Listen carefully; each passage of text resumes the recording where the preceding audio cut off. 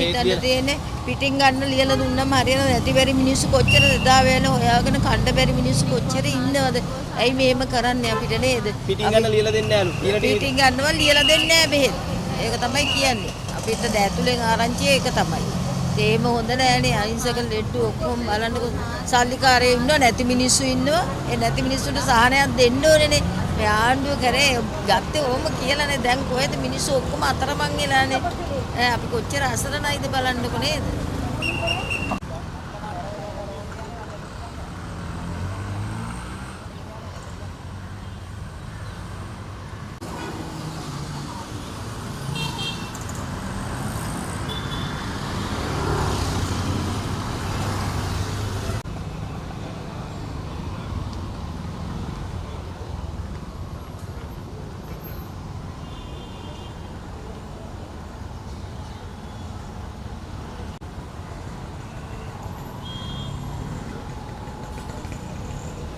හිතන්නේ වෛද්‍යවරු මේ කරන වෘත්ති ක්‍රියාමාර්ග වලට පිටින් ගන්න බේත් ලියලා දෙන්නේ නැලු තියෙන ටික විතරයි දුන්නේ. ඔව්. පිටින් ගන්න ලියලා දුන්නද? නෑ මට දුන්නේ. නෑ පිටින් ගන්න ලියලා දුන්නේ නෑ. මොකද හිතන්නේ?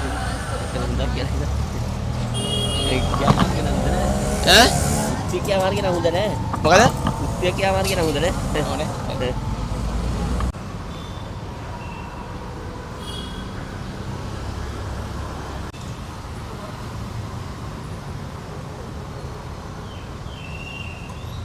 වෛද්‍යවරු මේ වෘත්ති ක්‍රියාමාර්ග වලට යනවලු පිටින් එයාගේ අපි අවශ්‍ය දේවල් විතරයිලු කරන්නේ මොකද හිතන්නේ ඒ ගැන? ඔයා මේක කියන්නේ.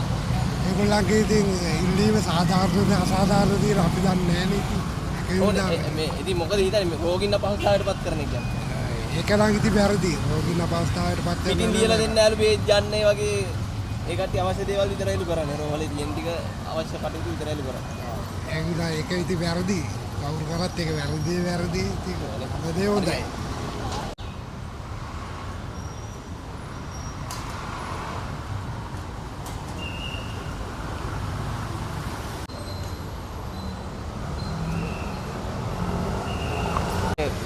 වෛද්‍යවරුන්ගේ වෘත්තීය ක්‍රියාමාර්ගය ගැන මම නම් වෘත්තියන් දන්නේ නෑ මොකද හිතන්නේ මේ මිනිස්සු සමහරව දන්නේ නෑ ඉතින් කොහොමද මේකලන්ට හැම දෙයක්ම හම්බ වෙනවා ඒත් ඒකෙන් සෑහීමකටපත් වෙන්නේ නැහැ මේකේ පිටිපස්සේ යම්කිසි බලවේගයක් තියෙන ඒකෙන් තමයි මේ කුල්ලප්පුකම ඒ කියන්නේ මේකට දැන් කුණ්ඩු ලියලා දෙන්නේ නැලු පිටින් බේජ් ගන්න තියෙන ඒවාට විතරයිලු දෙන්නේ ඔව් ඒක තමයි ඒක කරන්න බෑ මේක ගන්න තියෙන නිදහස නැති ඔප්පඩ ඔහින් මේ නිදහස නැති කරලා කියලා කියන්න බෑ මොකද මේකලම් කරන්නේ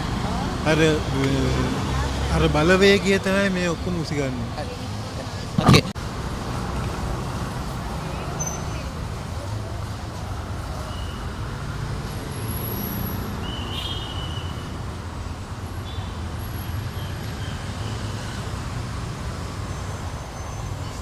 නෙත් නෑලු මොකද හිතන්නේ එහෙම වුණොත් නේ ඉතින් ගන්න.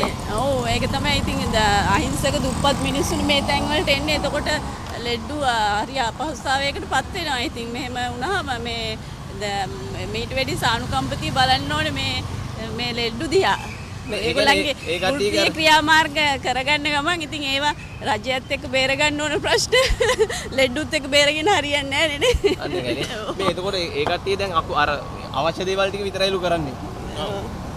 ඉතින් ලියලා දෙන්නේ නැලු වෙනද ලියලා දෙනවනේ රෝහලේ නැතත් බේත් ටික. ඒක තමයි ඉතින් ඒ සම්බන්ධයෙන් පොඩ්ඩයි ඉතින් රජයේ අවධානය යොමු කරන්න ඕනේ. ඉතින් ඒවා මේ වෛද්‍යවරුත් එක්ක සාකච්ඡා කරලා නේ සුහදව ඒවා විසඳ ගන්න ඕනේ. නේද? පිටින් ලියලා දෙන්නේ නැහැ කියන්නේ ඉතින් හරි අමාරු. තොණ්ඩුවක් ලියලා දෙන්නේ නැහැ, රිපෝට් එකක් ලියලා දෙන්නෙත් නැහැ. ඒකයි තියෙන්නේ. අසාධාරණයි නේ. හරි.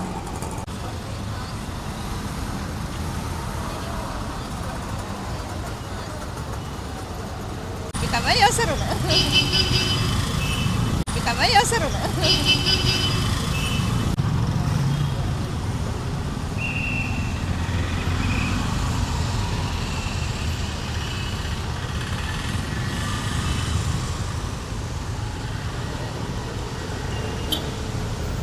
ගියා මාර්ග වලට ගිහිල්ලා තියෙනවා. ඒ කියන්නේ මේ බේත් පිටින් ගන්න ලියලා දෙන්නේ නැලු. එකේ මහත්තයා මමත් මේ ආදාවේ නවතින්න මේක බොහොම අසාධාරණ වැඩක්. ඔව්. මොකද හිතන්නේ මේ වෛද්‍යවරු මේ විදියට ලෙඩුන්ගෙන් පරිගන්නේ ගැන? අන්තිම අසාධාරණයි. ඈ? අන්තිම අසාධාරණයි මේක. ඕනේ මොකද වෙන්න ඕනේ මේ ඔව්. ඕනේ